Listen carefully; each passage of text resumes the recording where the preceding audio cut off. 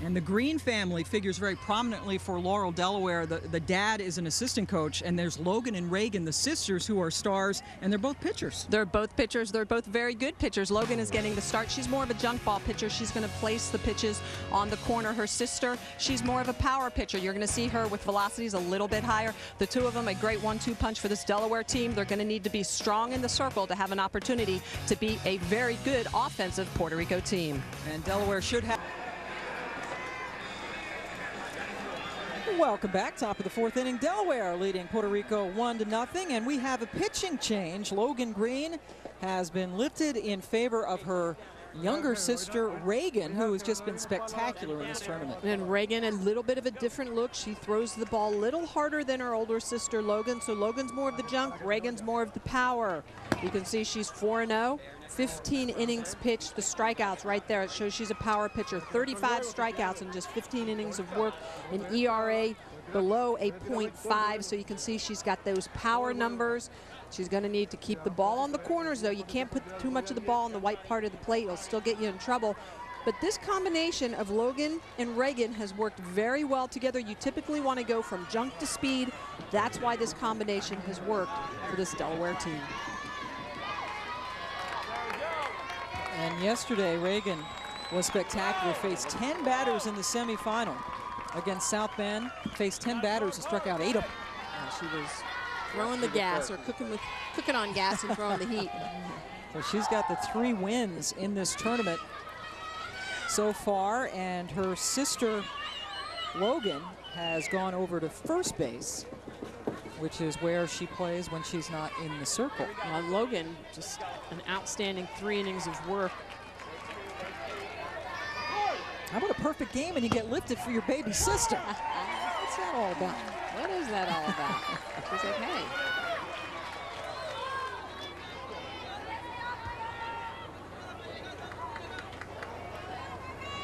So Logan over at first, and there's Regan, who now has that face protector on, facing the leadoff hitter, Leonero Diaz.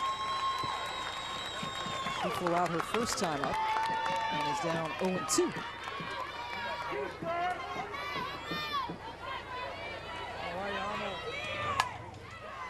First hit of the game for Puerto Rico, and it comes on an 0-2 pitch.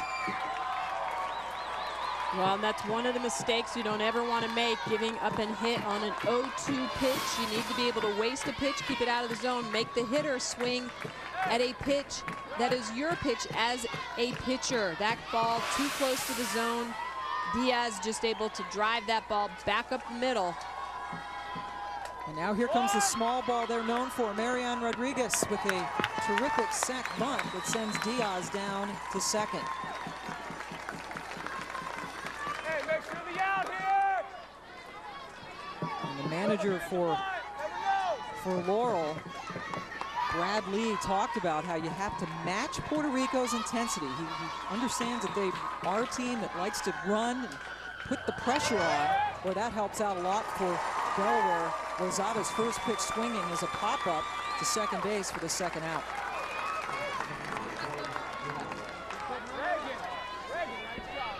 There's Brad Lee, his grandfather. In fact, they have named the Little League field in Laurel, Delaware after his granddad. Clifford F. Lee has his own Little League field there, and so the Lee family very prominent in softball in Laurel. Now they're trying to add a championship to the resume. Johannes Munoz, the best hitter on this team, grounded out the first time up. Well, this is where it's going to be interesting to see what Delaware chooses to do here. Regan going right after Munoz. You got a base open. I think I'd probably be making sure I don't put anything too close to the plate, because you don't want your opponent's best hitter to beat you. You want someone else to beat you. Pitch around the zone. If Munoz is going to chase pitches, then let her chase pitches. But with the base open, you need to make sure that you're not putting the ball too close to the plate. Well, that one right by her. Munoz hitting well over 400 in this tournament. One ball. Had a chance to talk to her yesterday. She's excited. The end of this month, she's going to go to a camp at the University of Washington. Heather Tarr winning the championship there a couple years ago with Danielle Laurie, who these players met when they played out in the Pacific Northwest, and they were excited to meet her and you. big-time talent that we got to meet out there, but is really looking forward to going to Seattle for that softball camp. And she would love to attend the University of Washington one day. Oh, that's a great opportunity for a lot of young girls throughout the country, Puerto Rico as well. Even a lot of overseas, we're starting to see kids come in from other countries on scholarship, Australia, Japan. And there's Munoz. Times when the opposing team's being stingy, you've got to get out of your comfort zone and try to do something different to put some more runs up on the board. Take some pressure off your defense. Delaware trying to get, or Puerto Rico trying to get its offense going. This is Carla Garcia, the first baseman. Her first time up, but this is the first time that she has seen Regan Green.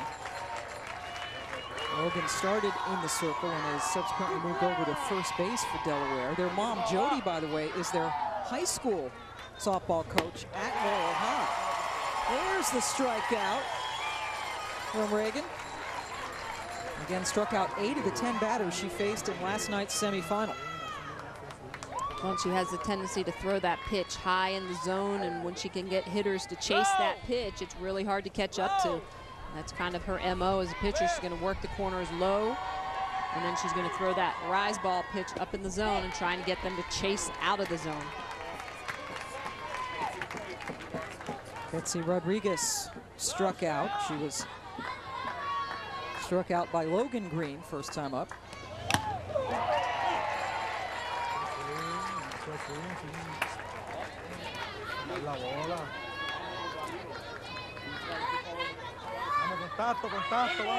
Vamos.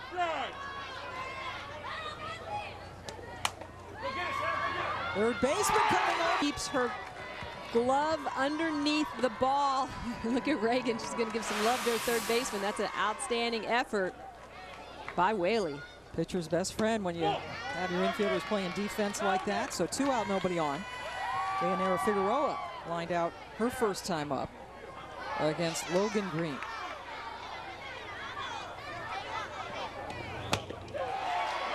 This Puerto Rican team, they are very close because of the great climate down there. They're pretty much able to play softball all year round. And we asked some of the players yesterday, what do they like to do in their spare time? And they said, practice softball. They're always thinking softball, and their manager, William Garcia, says they are a very close-knit team and they just love to play. So it's not a chore for them. And when they're bored, they just go out. There's Mr. Garcia in the dugout. They go out and practice some more softball. Well, that's one of the things you see with elite athletes in any sport, but especially in softball as well, is that, these kids don't have to be pried off the couch by their parents to go practice. They're the ones that are saying, come on, Mom and Dad, come practice with me, or they're grabbing their older or younger sister or brother to go play the game that they love. It's about that passion, and that's what I love to see as a coach who works with younger kids, the ones that want it, to have that desire. It's key. I would manage. Oh, there's a pitcher bueno. There's a pitcher bueno. Right away, who are those players who want to be out there and the ones who just want to go and sit on the couch? Definitely. And when we do the camps and clinics, you can tell sometimes we're babysitting and sometimes we're there to actually teach kids. Figueroa with the second hit of the game for Puerto Rico, a 2-out single. See if they can get some things going as Annabelle Sanchez steps into the box. Figueroa just going to get her hands extended, head down. This ball, not a bad pitch, a little bit too far on the white. It finds the 5-6 gap, but the key is that even though Figueroa is jammed up just a little bit, she does not give up on the pitch, and that's the key. Commit to the pitch, get your hands through. You never know. Put it out on the green, you're going to have yourself a base hit. And now a pinch runner over at first. Francimar Colazo will be running for Figueroa. Trying to get some more speed on the base pads. Time running out. Just 7 more outs to go for Puerto Rico in regulation here.